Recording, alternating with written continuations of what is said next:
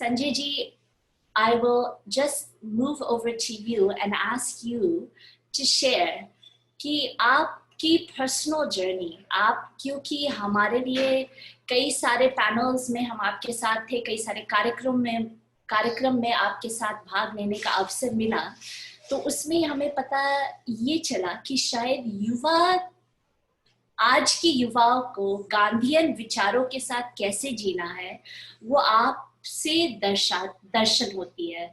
और उस दर्शन के बारे में कि आपको कैसे इंस्पायर हुआ ये पद गांधी जी का चुनने को, और गांधी जी के पद पे आप जो ये पीस और हार्मनी का काम कर रहे हैं ईस्ट एशियन कंट्रीज में भी आपने अपनी भूमिका निभाई है। इंडोनेशिया है, श्रीलंका है, अन्य ऐसे बहुत सारे देश है जहाँ पे आपने शांति के लिए कार्य किया है।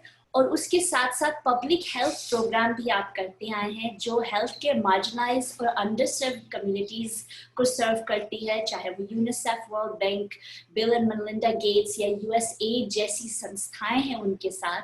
और अभी प्रेजेंटली आप जो नेशनल कन्वीनर के रोल में है नेशनल यूथ प्रोजेक्ट के, अपने रिस्पेक्टेड श्री सुभा राव जी के ब्यूटीफुल नेतृत्व में आप जो लीडरशिप का कार्य कर रहे हैं उसके बारे में अपना विचार हमारे साथ साझा करिए संजय राय जी। सभी को नमस्कार, धन्यवाद नंदिनी बहन। आज अंतर्राष्ट्रीय युवा दिवस पे सबसे पहले मैं नमन करता हूँ श्रद्धेय स्वामी विवेकानंद जी को। हम सब स्वामी जी के जन्म दिवस को राष्ट्रीय युवा दिवस के तौर पे मनाते हैं, तो उनको याद करते हुए उनको नमन करता हूं। मैं स्वामी चिदानंद सरस्वती जी महाराज के चरणों में नमन करता हूं।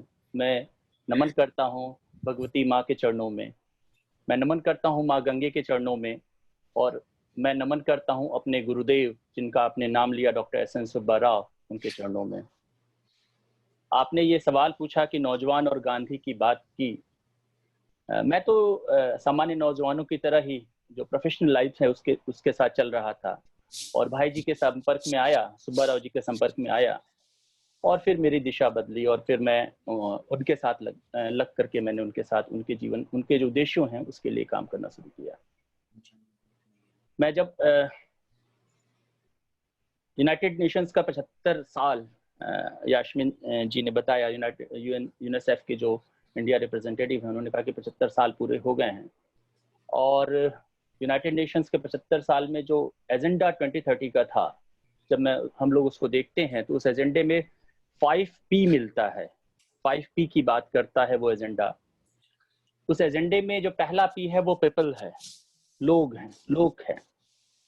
और उस पीपल के लिए जो वर्ड इस्तेमाल, जिस शब्द की बात की है यूनाइटेड नेशंस ने, और जो प्लेस की बात की है, we place that no one will be left behind, वो इस लाइन को वो करते हैं।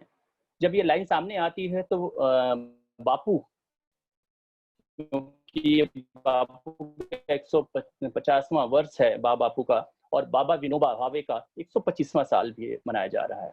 तो बापू का वो तलिस्मान हमें याद आता है। बापू ने जो ताबीज दी थी और उसमें वो बात करते हैं अंतिम व्यक्ति की, तो वो 48 में वो बात करते हैं, बापू इस बात को कहते हैं, तालिस्मान देते हैं दुनिया को। तो 48 की वो जो विचार है वो उसमें दिखता है, no one will be left behind में। जब लुई पाश्चर 18वीं शताब्दी में कहते हैं कि लुई पाश्चर कहते हैं कि मुझे तुम्हारे धर्म से को नहीं जानना चाहता हूँ, मैं तुम्हारी भाषा को नहीं जानना चाहता हूँ, मैं तुम्हारे देश को नहीं जानना चाहता हूँ, मैं केवल तुम्हारे दुख दर्द को जानना चाहता हूँ ताकि मैं उसको बेहतर बना सकूं, उसमें कुछ सुधार कर पाऊं और मैं अपना योगदान दे पाऊं। जब लुई पाश्चर 18वीं शताब्दी में इस बात को कहते हैं तो वो इसी बात को दोहरा रहे होते हैं कि no one will be left behind. दो पीपल की बात है, फर्स्ट पी की बात है जो यूनाइटेड नेशन कहता है। सेकंड पी की जो बात है उस पर हमारी ऋषिप्रिया बहन ने बहुत अच्छे से क्लाइमेट चेंज की बात करी है, प्लानिट की बात करी है। तो प्लानिट में क्लाइमेट चेंज की बात करी है फर्स्ट हमारे सेशन में ऋषि बहन ने। जो तीसरा थर्ड पी है, प्रॉस्पेरिटी, खुशहाली की बात की है, जो हमारे वेदों में सर्वे भवन्तु सुखिनः, सर्वे सन्तु निरामया, सर्वे भद्राणि पश्यन्तु की बात की गई है। तो यूनाइटेड नेशंस का जो तीसरा पी है वो उसको रिप्रेजेंट करता है, उसके साथ जुड़ करके काम करता है। और चौथा पी है वो पीस का है, शांति की बात की गई है। और हमारी साध्वी भगवती माँ और हमारे स्वामी जी ने ये जो चौथा पी है, शांति की जो बात है, उसको लेकर के काम किया है। और मैं खास तौर पे सुब्बा राव जी की भी बात करूंगा इस चौथे पी में, क्योंकि 654 डाकुओं के समर्पण की जब बात आई थी, चंबल घाटी में जो दुनिया में शांति थी, और चंबल घाटी का नाम लेते ही हमें डकैत और बागियों का चेहरा सामने आता है, वो फिल्में याद आती हैं। तो 654 डाकुओं के समर्पण का जो प्रयास हुआ था चंबल घाटी में, वो श्रीधर सुब्बा राव जी के मार्गदर्शन में हुआ था। वो उन्हीं के उस आश्रम में हुआ था, महात्मा गांधी सेवा आश्रम जौरा में, जहाँ पे ये जयप्रकाश जी आए थे और उनके सामने पहला चरण का जो समर्पण हुआ वो बाबा विनोबा के सामने हुआ। दूसरा चरण का जो समर्पण हुआ जयप्रकाश जी के सामने हुआ, और तीसरे चरण और चौथे चरण और बाकी जो आबाद की जो प्रक्रिया थी वो सब श्रद्धेय भाई जी के सामने हुई। और उस सारे के पीछे भी जो प्रयास था वो श्रद्धेय भाई जी का था। तो ये चौथा पीस की बात है, पी की बात है, वो उससे बहुत ज्यादा जुड़ करके फिर श्रद्धेय भाई जी ने पूरा जीवन लगाया उसमें। और पांचवा पी है पार्टनरशिप की बात कर रहे हैं। तो पार्टनरशिप में संगच्छध्वम संवदध्वम समवो मनासी जानता। तो ये जो कॉन्सेप्ट है जो हमारे वेदों में, जो हम स्वामी जी से और माँ भगवती और परमार्थ आश्रम से सीखते हैं और इसको दोहराते हैं, वो हमें इस तरफ ले जाता है, इस पांचवे पार्टनरशिप की तरफ से। और इस बार मैं देख रहा था कि इंटरनेशनल यूथ डे में तीनों लेवल पे पार्टनरशिप की बात की गई है, लोकल कम्युनिटी, लोकल लेवल पे, नेशनल लेवल पे और ग्लोबल लेवल पे। तीनों लेवल की पार्टनरशिप और तीनों लेवल के एंगेजमेंट की बात की गई है। कितना अद्भुत बात है ये कि ये पार्टनरशिप और जो पांचवा पी है उसकी बात करते हैं।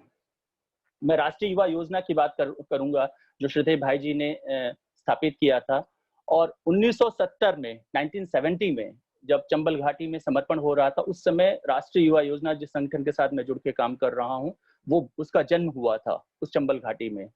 और डाकुओं और बागियों ने तो समर्पण कर दिया, लेकिन बाद में डाकू और बागी और न बने, नौजवान जो है वो समाज की धारा में रहे, इसके लिए उन्होंने शिविरों का संचालन वहां शुरू किया और राष्ट्रीय युवा योजना तब सामने आई। और देश भर में, दुनिया भर में राष्ट्रीय युवा योजना की पहचान ही शिविर है। इन शिविर युवा शिविर है। युवा शिविरों के माध्यम से नौजवानों को इन 5P की जो बात की है उसकी तरफ ले जाने का काम करते रहे हैं हमेशा से। चंबल घाटी में 10 महीने तक के शिविर किए हैं भाई जी ने। और हमारा जो सबसे बड़ा शिविर है वो है जो आज की तारीख में यूनिटी, स्टैच्यू ऑफ यूनिटी है, सरदार वल्लभ भाई पटेल जी का जो सबसे बड़ा प्रतिमा लगी हुई है केवड़िया में। तो केवड़िया में 23,600 से ज्यादा नौजवान इकट्ठे हुए थे देश और दुनिया भर के। और वहां के जो जंगल आपको दिखेंगे, वहां जो हरियाली दिखेगी, उन नौजवानों ने अपने शिविर के दौरान लगाया था। और आज भी बहुत सारे नौजवान याद करते हैं कि हमने उसमें जो पेड़ लगाए, हमने जो पौधे लगाए, वो हरियाली जो दिखती है वो उस शिविर के समय हुई थी। उसके बाद हमने 5,000 से ज्यादा का शिविर पिछले वर्ष किया था, जिसमें 5,000 नौजवान, देश और दुनिया भर के नौजवान इकट्ठे हुए थे। और वो था सुल्तानपुर लोधी में स्वामी गुरु नानक देव जी के 550वें जन्म शताब्दी वर्ष पे, प्रकाश उत्सव वर्ष पे। और दुनिया भर के नौजवान, 5,000 नौजवान एक हफ्ते तक साथ रहे। और एक हफ्ते तक साथ रह करके उन्होंने दुनिया में इस 5 बातों को लेकर के अपने जीवन में उतारने की बात करी। संगच्छध्वम संवदध्वम, इसकी बात करी हमने वहां।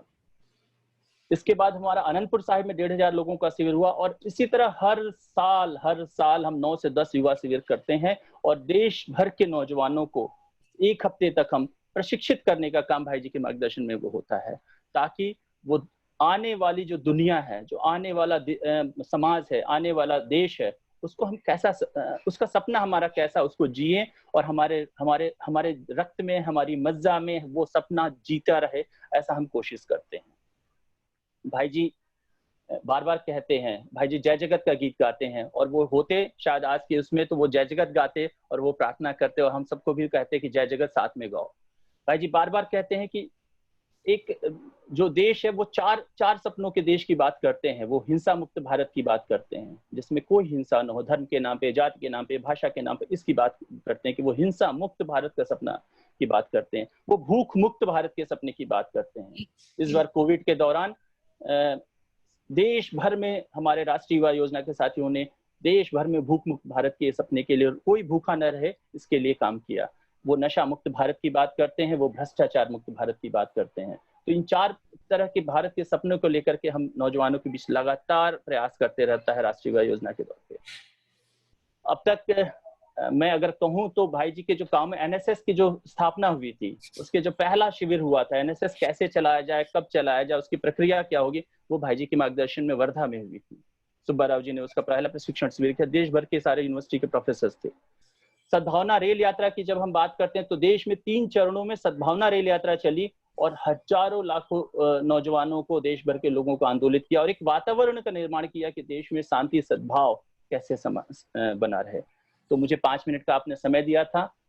ये विनोबा के 125वां वर्ष है और बाबा विनोबा के विचार प्रवाह में हम हर रोज शाम को 7 बजे से देश भर में के लोग इकट्ठा होते हैं। आज भी हम सब लोग बात करते हैं बाबा की, और बाबा के जय जगत के नारे को, रामहरि के नारे को आगे ले जाते हैं। तो मैं बहुत बहुत धन्यवाद देता हूँ, बहुत बहुत आभार व्यक्त करता हूँ स्वामी जी का, स्वामी जी के चरणों में नमन करता हूँ, साध्वी माँ के चरणों में नमन करता हूँ। मैं धन्यवाद देता हूँ अपनी नंदिनी बहन को, जिन्होंने हम सबको जोड़ा और ये मौका दिया। बहुत बहुत बहुत बहुत धन्यवाद। बहुत बहुत धन्यवाद संजय भाई।